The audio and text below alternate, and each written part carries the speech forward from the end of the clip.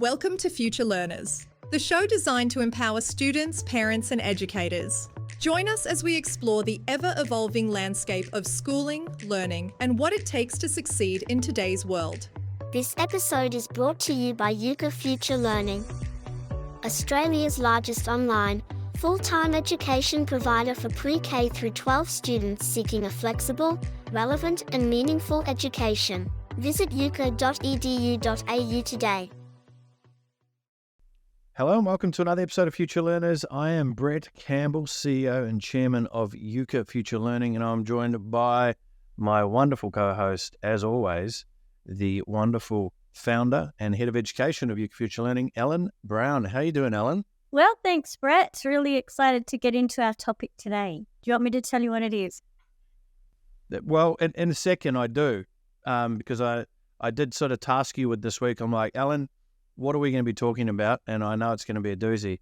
But before we do, I just want to welcome everyone back. If this is, if you've come back, if you've listened to the first couple episodes, welcome. If this is your first time tuning in, this is Ellen and my new most exciting time of the week, where we get to talk about all things education, schooling, development, success, etc., etc. So if you are new to this podcast, if you do get value from this episode, please go ahead and share this episode with any friends or family members that you think would also get value. And if you want bonus points, head over to iTunes, give us a 5-star review. We would love that. It'll help the show get seen and heard by many, many more people. So, Ellen, give it to me. What are we talking about today? Well, look, last week, Brett, we talked about, how homeschooling has changed and just a broad picture of what schooling and homeschooling looks like. And today I thought it'd be really helpful to go back and talk about those real crucial early years, right at the beginning, before you are even starting to really think about education, because it's such a huge part of our lives, and we've got little ones running around. And I thought it might be really handy to have a chat about some of the issues and some of the tools for success at that time of their life. This is an exciting topic for me, actually, because as you know, and I did mention this in the last, well, you obviously know, but I'm talking to the listeners here, is that, I've got a 2.5-year-old going on 16 at the moment, and there's nothing like real world, real time learning on the job, right? And when it comes to education and learning and development, and every parent now listening to this who has a 1, 2, 3-year-old right now, like I'm in that zone right now. Well, more than I think there's been a big transition from 18 months to now, like the 2-year-old, they call it, obviously, you hear these words when you're not a parent, you're like, oh, the terrible twos, what does that even mean? And then you're like, oh, okay, I get it. And it's where their development is really starting to take place. When they're a baby, they're sort of sitting there and you can see their eyes moving up and down, and you're like, what's going on in there? But it's not until they get to that sort of, they're able to start speaking, they're able to start having conversations. And I'm an absolute believer in education starts from the get-go. I mean, for me personally, I have the belief that education starts before the child is even earthside, right? So I was reading books and talking to, Ayla, who's my daughter, while she was in Emily's belly. So I'm definitely an advocate of education starts very, very early. I totally agree with you, Brett. And I think that saying, terrible twos, I think it comes from an era where a child was good if they were doing what a parent said, and it was that real parameter around what is a child supposed to be doing at 2 years old. I think we've probably come so far now where our expectation of what a child should be doing at 2 and 3 is different, and the way that we parent alongside our kids now is very different to how it used to be when that term, first came about, I would think. And it's a good point you bring up, because I just said that term very loosely, and I'm quite a stickler for words. So the word terrible certainly shouldn't be the phrase that is used, because if you actually take a second and you step back and you look at, and this was just for me, and I shared briefly in previous episodes, but for me, I've been able to spend the first 2.5 years with Ayla and Emily all day, every day. So I've been very lucky as a father, where a lot of fathers aren't in a position to be able to do that necessarily, where I was there for every first of everything, when she rolled over, when she started to move, when her first word, her first murmur, this, that, and it was, for me, one of the most amazing things watching a human grow and develop. And I was constantly reminded by, oh my goodness, she knows absolutely nothing right now. Like, imagine going to a point where you know absolutely nothing, or what you're learning. And I'd say this to friends a lot. When was the last time you learnt something new? And that is what children, a lot of children, especially in the very early years, everything they're exposed to is something new. So imagine the amount of, and children still have emotions and feelings and chemicals running through their body as well, right? So imagine the stress that they must feel internally trying to grasp what this world is and what's going on and around them. Look, to your point, that's probably why that word that we hear all the time in those years, that why, becomes the word that is such a focus for them. And, I think one of the things as a parent of a young one is that lost feeling of, oh my goodness, they are learning everything every day, and they're repeating things I wish I hadn't have said in front of them. And, but I think that understanding the why is probably one of the biggest things, because we're always looking at, in other parts of our lives, we always say, well, where's the goal? What's our goal going to be? And sometimes when we're parenting little ones, the goal's just getting through the day or getting through the shopping center, or, our goals can be really, really short because, it's a real full-on time. But if we can, as parents of little ones, look further ahead and say, what's our goal for them as they become adults and teenagers, and say, well, what can I do right now that's going to impact those times later in their life? Because certainly what we're doing right now is setting them up for where they're going to be in a few years' time. Yeah, and that's what we're all about here at Euka, right? Is how do we set our families, how do we set our students up for success? And setting someone up for success, again, from my perspective, really starts at those very early years. And it's hard for a parent and to go on the journey, especially, this is my first time being a parent. So, I'm learning all of this in real time. I had Ayla a little bit later than, the average of when a parent has their first child. And for those sitting there going, when was it? So I was, what am I now? I'm 40, so 37. So I waited a little bit. But it's something that you're learning in real time, and it changes. So just when you think you've learned how to master X, Y happens, and oh my God, you didn't do that last week. Now you're talking about something different, and each age bracket has different levels. Now, obviously, you've got 5 children, so you've seen the expansive horizon from, naught to full adulthood, right? And as you would see, is along that journey is there's so many different ways to approach, like how you would get your child to hop out of the bath at 2 years old would be different than 6 years old, or if they're laying in there at 18 years old, you're all right, I'm turning the PlayStation off. The methodology or the tactic you would use would be very different. But here's what I think it all comes back to. It all comes back to how we communicate. Now, communicating isn't just the verbal word or saying, if you don't do this, you're not going to get that, right? That's, firstly, from my perspective, is not the best way to discipline or get someone to do something anyhow, right? Which we'll get into that as a very important topic. But it all comes back to the type of communication. And when you have a 1-2-year-old, so like my daughter right now, very communicative, talking a lot, going through those stages and patterns of wanting to do everything herself. And, as a father or as a parent, I could be like, oh, look, I could do it way quicker. But you've also got to go, well, she is trying to learn and wanting to be a part of this and develop. And you have to, with someone who I'll put my hand up, I've had to learn patience a lot throughout my life. I was a very impatient person in many aspects. So I've had to really adopt and learn the level of patience.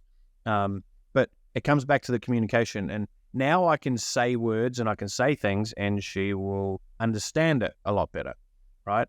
There's still so many things that I could say at a written or verbal context that she just still doesn't understand. So communication isn't just words, it's energy. It's how you frame yourself, how you prime yourself as a parent to communicate with your child. Energy for me is the biggest parameter when it comes to communication. And you got to learn how do you harness your energy when you're trying to communicate with your child. And if you were them, how would your energy be perceived and seen, right? So there's so many variables to that topic of communication. I think a lot of parents will say certain things. They're like, the kid's just not listening. So they're probably not listening to the words, but there's probably some other things that are wrapped up in the way in which you're trying to communicate that. Because I could say something 3 different ways and get 3 different outcomes. All right, I could say, get out of the bath. Can you please get out of the bath? Right?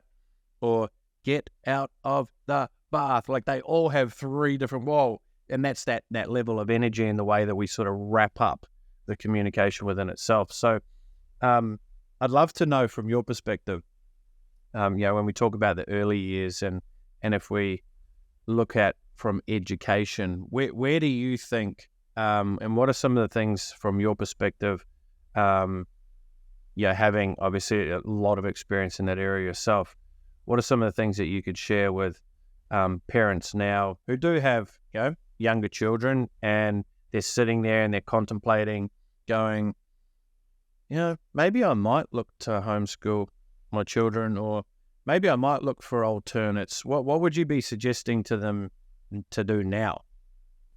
Look, I've always said that parents obviously the best teachers that you could ever have, because real learning happens in an atmosphere of love and acceptance and, feeling like you can make a mistake. And so setting up your family, the way you interact with your children in a way that allows them to feel heard. So that active listening is really important as a parent.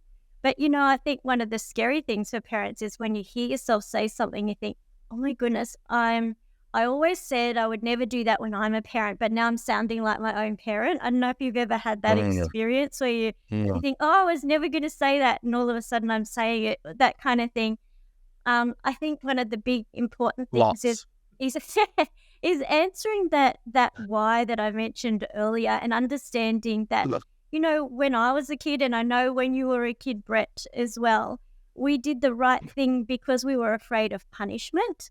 And, so that meant that, as we grew older and the person who was a punisher, like a parent or a teacher, wasn't around, all of a sudden there's no reason to do the right thing anymore. And so what's happened then is, you'll end up with teenagers that are just doing the right thing when there's somebody around. And if our goal is to help them to develop the skills and the parameters about being able to make wise choices themselves, we need to start while they're little and understand that we need to put that why into them, that doing the right thing there's always a good reason to do the right thing. So taking a bit of extra time with little ones to explain why it's the right thing is really important. And it's not like we got Brett because I said. It's usually we don't pick all the flowers in the botanic gardens because other kids are going to come along and they'll have nothing to see. That would be really sad, wouldn't it? And helping them come alongside and understand, okay, there's a good reason why I'm being told, no, we don't pick those. So it's time consuming and it's hard, and it's easy for me to say because I don't have a 3-year-old at the moment. But I did have 3 under 2.5 at one point. And so it was time consuming to explain the why, and I didn't always get it right. Plenty of times where I didn't get it right. But I've been studying psychology for the last 15 years and have been fascinated by it. And I've learnt more in the last 3 years having a child than I have, I think, in the previous. However, it primed me very well, right? And priming is a very important aspect here. And it comes down to setting your family rules, I believe, right? So what is your family's stance on education? What is your family's stance on behaviour? What is your family's stance on manners? I could tell you right now off the top of my head, the key things that my mother instilled in me was manners was first and foremost. Like, I would go to my friends' houses and I would take off my shoes. Like, people now in this day and age who walk around in houses with shoes, for me, again, I've taken this belief from childhood. I'm like, why would you walk around in a house with shoes on? Like, that's just, and then I would always have manners and be polite and call my friends' parents by their, Mr. and Mrs. Smith, right? So that was something that was instilled because we had a set of rules. And whilst we didn't, as a family, though, sit down and go, okay, team, what are our rules around this? What are we all agreeing into? What are we buying into? We didn't do that necessarily, but as a byproduct of just the repetition, and my mum was quite great with the discipline, it became the non-spoken rules. But I think there's a real big shortcut that can occur if you actually do sit down as a family, and at the very least as partners, right? Because this is the other component of growing and developing your children is, are you and your partner aligned or are you misaligned? And do you believe that this is how you should discipline your child or punish your child or reward your child? And what does that look like? And so it all comes back to, because I'm not going to sit here and go, this is how everyone should discipline their child, or this is how you should reward your child, because every family is different. And I think every family should have the right to be able to, within reason, of course, make sure that they're instilling the values that they believe themselves. I've got entrepreneur friends where, their kids are like 7, 8, and they're reading full-on books, and that's part of their, you need to read this book before you get to go and have your 20 minutes on a PlayStation, or I'm not just going to give you allowance. Every book you read, I'll give you $20. So there's rules that have been sat down and go, here is the process. My mum, when she instilled one of the first, one of the many rules in me, which is so uncanny when I look back at it all, it was a lot of these rules, and this was sort of the age in which I grew up in. It really wasn't let's all sit down and communicate really openly as a family and discuss all of these things and our feelings and how we are, where I think that's, such a great superpower to be able to do right now. But I remember I wanted to, I was 16 and I was 15 and I wanted a TV for my birthday for my bedroom, because I'd go to all my friends' house and they'd all have TVs and PlayStations and Mega Drives and all this, the gaming consoles. And I didn't have any, and I was like, I'd really just want a TV in my room. And back then it was like a 21-inch box, right? So a big square, and only 21-inch. My computer screen's bigger than that now, but those were the rave back in the day. And she said to me, she goes, well, the TV was $400. She goes, if you can get $200, I'll put $200 towards it. And I was like, oh, okay. So I had an incentive, right? I was incentivized to do X. And long story short was I literally door knocked up and down our street asking every neighbor, do they have any work? Do they have any work? Do they have any work? I ended up finding a nice little niche where I could mow people's lawns for $5 for a small lawn, $10 for a big lawn. I ended up, took me about 5 months to collect $200, because I did lots of other odd jobs, and I was picking weeds out of people's garden, and you name it, I'd do anything for the money. And I got my $200. I gave it to my mum. She bought me the TV. My birthday came around. I open up the box and I'm like, I wonder what this is, right? So my TV was there, and I carried it into my room and put it up on the dresser. I went to plug it in. I'm like, oh, damn it. I'm like, Mum, where's an aerial? She's like, does it not have one? I said, no. She goes, that's a bummer. I'm like, well, what am I going to do? She goes, well, you're going to have to get an aerial. And I said, well, can I have some money? She goes, that wasn't part of the deal. I said, I'd get you the TV. You have to, it was another $20, right, for this aerial. So I had to go and get some work over the next couple of days to make the $20, hopped on my BMX bike, rode down and got my aerial. At the time, I was very like, oh my God, why can't you just give me this aerial? Why can't, right? Again, this is where reflection is really powerful. And then being able to take these reflections and go, how would you or could you instill these behaviors into your family, right? But it was a great lesson for me, and I got many of those where it instills, if you want something, there is a path to go and get it. And it was, the funniest part of that story though was, I would be mowing people's lawns, right? And my stepdad at the time, I'd mowed 2 lawns after school pretty much most days, right? So I'd finish school at 3 o'clock and then I'd be out with the lawnmower. It'd take me about an hour and a half to mow each lawn. This was in New Zealand. It was thick grass. and I put the lawnmower back into the shed and he goes, "Oh, how's the lawnmower going?" I said, "Yeah, going really good." I had like $15 cash in my pocket. And he goes, "Oh, where are you getting the petrol from?" I'm like, "Oh, from the tin." And he goes, "Whose tin?" I said, "Oh, ours." He goes, "Whose?" I'm like, "Yours." He goes, "Who's paying for that?" I said, "Oh, you are."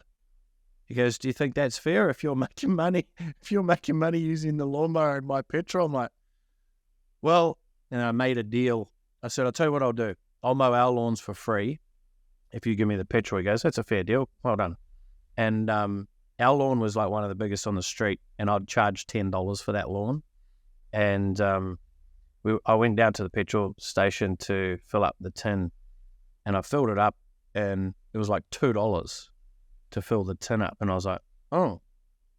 And I realized that he duped me, because I should have just paid for the petrol, because I could get 2 lawns out of $2, and then I could have got $10 for our own lawn. So another valuable lesson there. But that just instilled in me that whether you have them, written down, or whether you've sat down and communicated with your family, unbelievably important to have rules, especially as it pertains to learning and development and discipline. I think what you're saying there, Brett, is something that lots of parents can fall into without realizing it, where parents can easily elevate a child's happiness above their well-being. And what your mum did there is said, "I know the well-being and the lesson that you need to learn is more important than your happiness that the TV's here right now or the aerial's going right now." It's hard, because if you've got $20 in your pocket and your child's there and they're sad and they're disappointed and they want to watch their TV, it's really hard as a parent in our day and age, where we actually are doing quite well, and it's very easy to just go, "Oh, here's the $20 and make sure you're happy." But trying to be able to say that the life lesson is important, it's a tough job. It's harder than saying, "I don't have the $20, I think.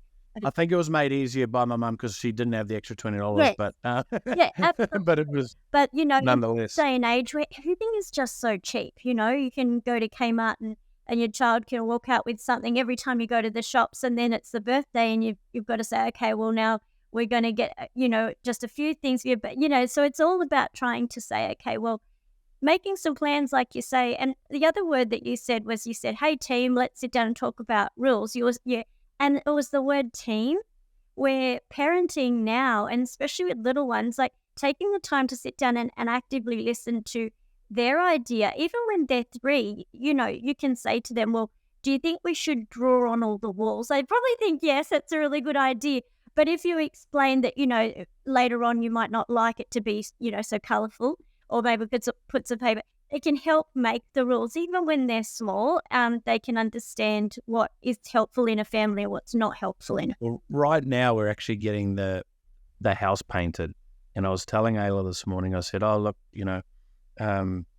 we're getting the house painted, and the man's coming around soon to paint it." She goes, "I'll help paint the house," and she goes to get her paint. So I'm like, this ain't gonna work.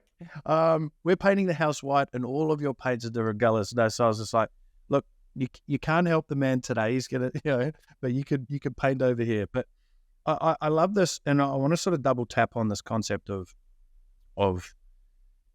rules and non-negotiables, because as parents, we need guardrails ourselves, right? We need guardrails ourselves. And I learnt this quite deeply through, being in business for the last 20 years and knowing if you've got a vision and you've got a focus. So for Euka, we're building the future of education. That is an unbelievably big, light post that we're aiming towards and what we're doing and moving towards. And we could run out there haphazardly and loose and try and figure it out, or we can have guardrails in place for everyone within the organization and the organization itself to ensure that we are adhering to what we need to. But then it's interesting when you come back to a family setting, very few families have that type of mindset, because your family is a business, to be fair. If you take, it essentially is a business. You have a common goal that hopefully you're all moving towards and you want to achieve. And there's each individual within that family that plays a significant role, right? All as significant as each other, because without one, you can't have the other, and so forth. So everyone plays a significant role. And it comes back to going, well, what are our non-negotiables? What are our sets of rules? And even down to the point of who's putting the rubbish out, right? Like who's responsible to make sure that this happens, or who's responsible to make sure that happens? And it's like, oh, I thought you were doing it. Oh, no, you were doing it. Oh, you did it last week. Well, I did it. And then that's where we come back to communication, and communication starts to dwindle. And if you can't communicate as a parent unit, you're going to really struggle to communicate to your children, because they're watching you communicate. They're not just watching you, they're hearing you, but they're also feeling you. And this comes back to that concept where I talk about energy.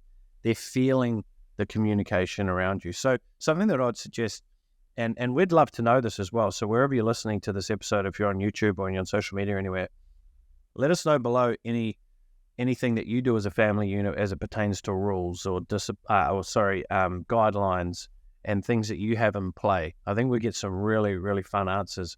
Even better yet, head over to iTunes, give us a 5-star review, and leave a comment with your rules that you engage when it comes to your family. I'll let you in on my ones, Brett. So I've got teenagers at home now, and some older than teenagers and even grandchildren. But people always comment on, how well behaved their kids are, or how genuine they are in being able to look people in the eye and ask questions and be interested in other people.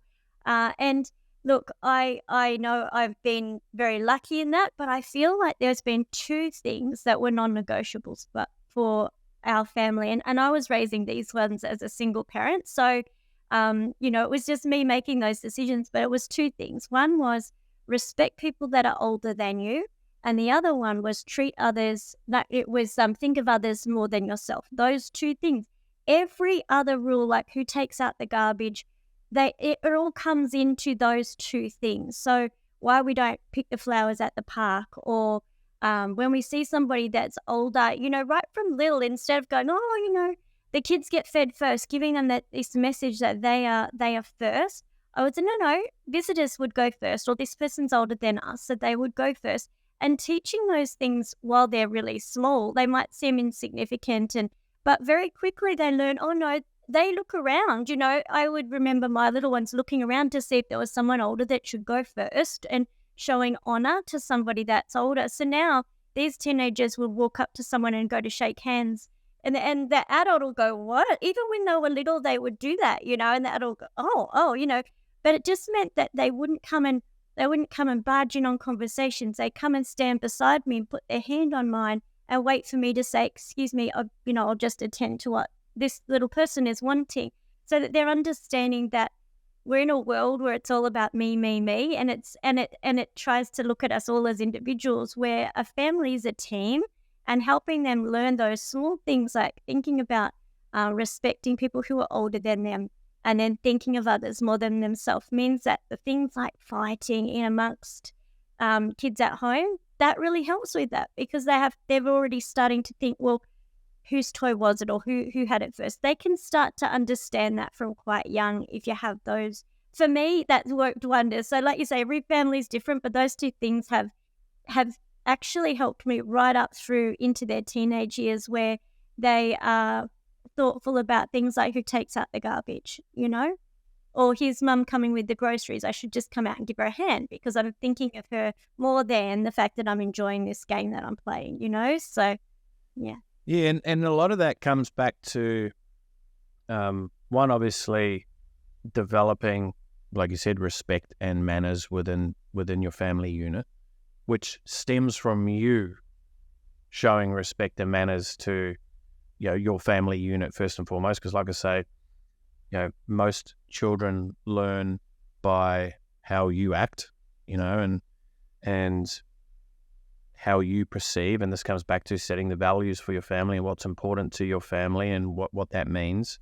I like to, if I sort of steer it slightly to more of an applicable, because I love the high level philosophical thinking about all these areas, but then I like breaking it down into some tangible, okay, but what can I do now? Okay, so I don't have, at home, my child's not listening to me, they don't want to do homework, right? And instead of trying to discipline them as to why they're not going to listen to you, flip it and reframe it as, this is a great area on how we can help them build the skill of listening and understanding, right? So all of a sudden, we're not focused on, you don't listen to me, you're naughty, or you go to your room, or you're not getting this. Because if you have to resort to no PlayStation, or you're not getting this, now, don't get me wrong, every so often I'll need to, as the last line of defense, I'll have to bribe Ayla and go, look, if you don't do this, you're not going to be able to FaceTime Nana tonight. She's straight inside, right? But you don't obviously want to lead with the stick, so to speak. But is to really look at reframing the situation. So if you're not getting something that you are hoping for, it's like, how could you reframe that and look at it differently so that you could get the same outcome, right? So when it comes to if your child isn't wanting to do their homework or they just don't want to learn something, it's one, being able to look at that as, okay, now there's an opportunity to teach them a new skill of how to learn and how to develop, but then also digging deeper underneath that, going, why don't they want to do that though? Because I believe every single person on this planet loves to learn, right? As a top shelf comment, I believe every single person on this planet loves to learn. Now, depending on what they're wanting to learn is the key, because I didn't like paying attention at school, and I checked out very quickly when it was a topic that I was just not interested in, right? And this comes back to if I could have done more of said subject that I liked more, so for example, woodwork. If you put me in woodwork for half the day, I would have, or if you had to set me up in the morning, I had to do maths and English in the morning for an hour each, and then I could go and spend the rest of the day in woodwork, I would have had enough ulterior motive, right, to go out there, just like I did to go and work and mow lawns to get my TV.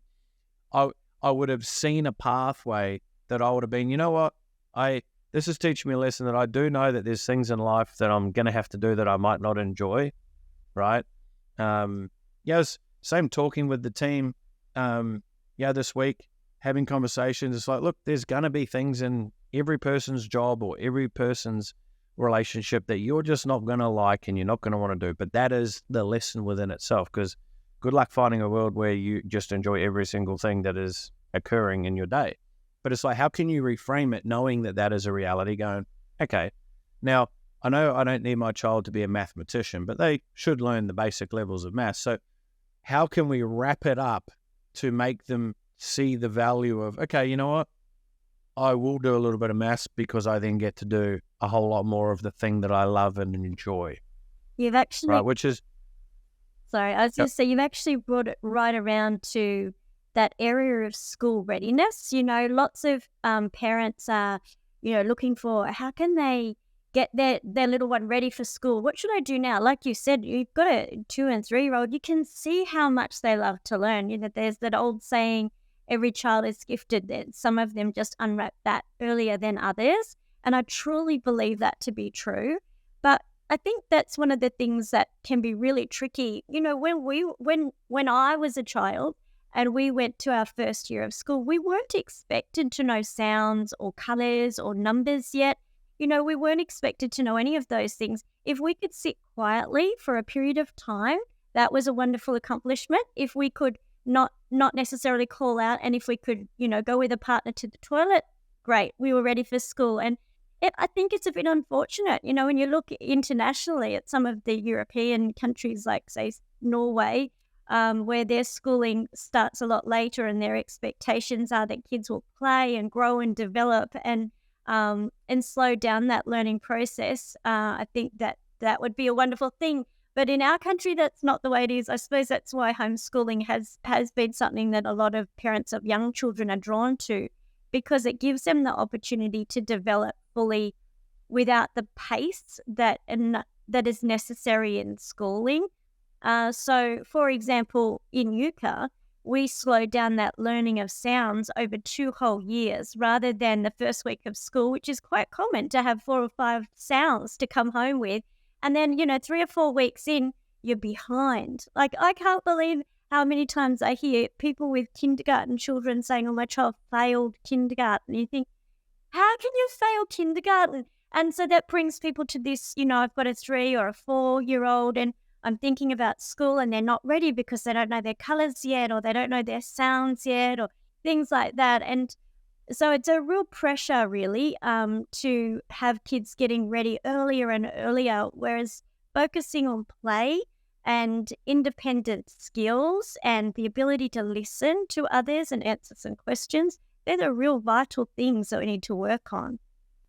Some advice that I've had to give myself, and I would definitely give every other parent out there, especially with young ones and even older children, people in general, to be fair, is you just need to allow yourself to not put as much pressure on your shoulders. Like I constantly say to Emily, my wife, I am just so surprised how there is managed to be like 9 billion people, on this planet.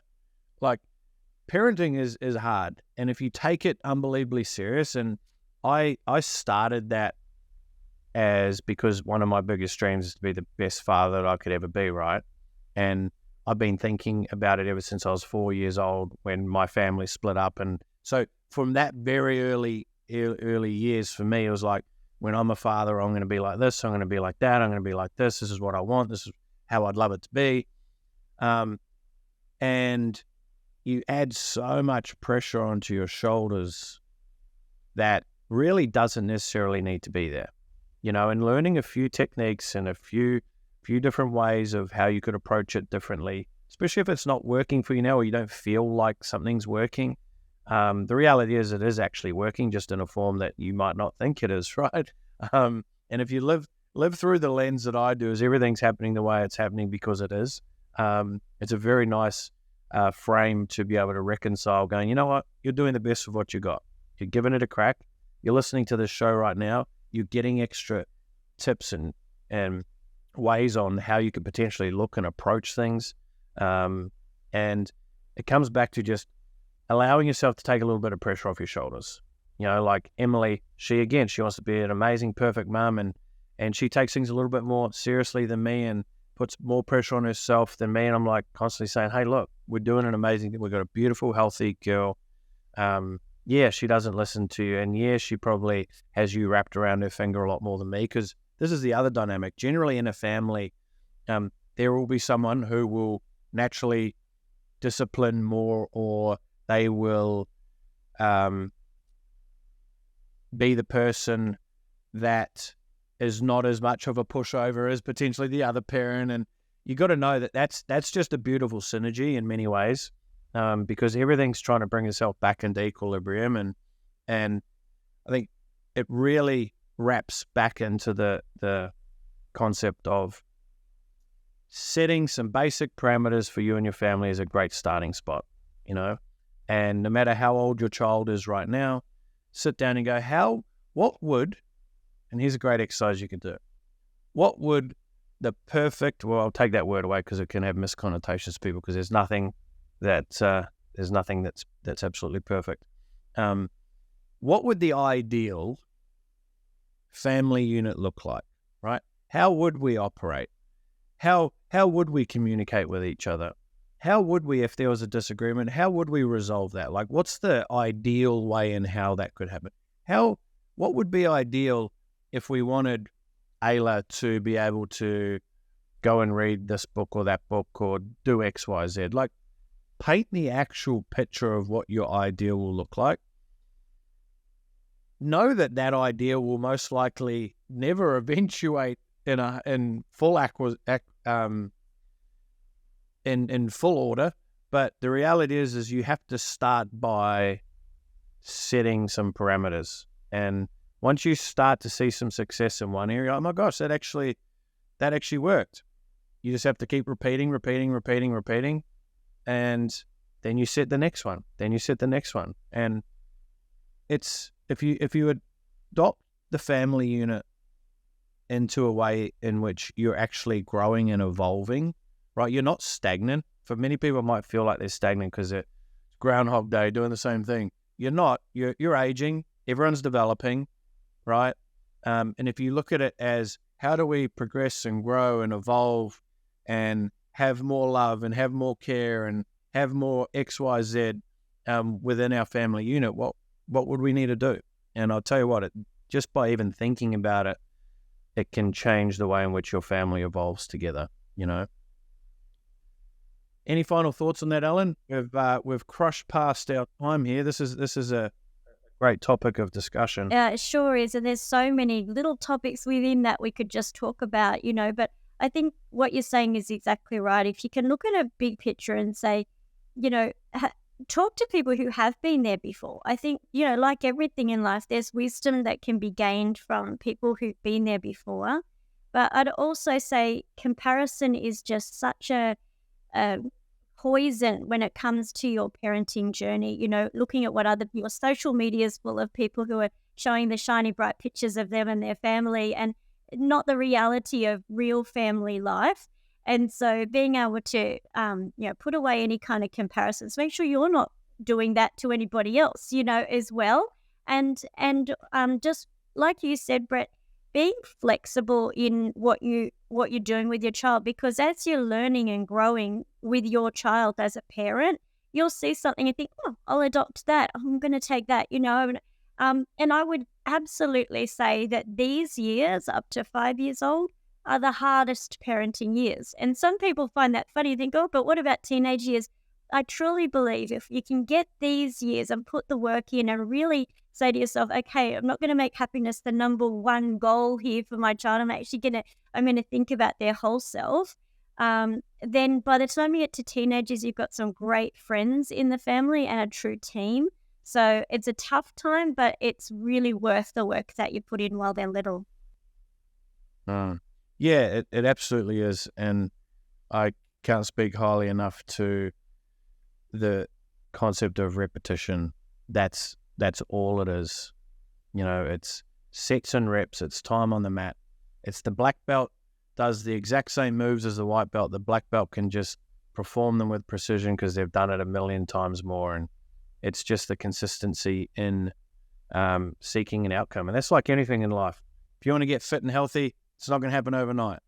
If you want to have a family unit that has love, respect, and honor, it's not going to happen overnight. It's going to take time. It's going to be hard. There's going to be times where you're like, I just can't be bothered with any of this. And all I can say is you're not alone. Every single one of us go through it and consistently still going through it. And where as long as we are doing the best with what we can, which I truly believe most people are, and then we're on to a winner. So with that said, Ellen, as always, love speaking to you. If you've enjoyed this episode, please head over to iTunes, Spotify, YouTube, wherever you're consuming it on any of the devices. Please leave us some feedback. We'd love to know what you're thinking of the show. And if you think this would be beneficial for anyone you know, maybe your partner, flick it on over to them. Have a bit of a listen, and we can't wait to bring you the next episode. Ellen, any final magical words to sign us off with? Just that, you know, being a parent it's not a cliche when we say it is the most amazing opportunity and a privilege, you know, and never be discouraged. You know, we have good days and bad days, but there's always the next day we can do a better job. So yeah, keep learning. Awesome. See you on the next one.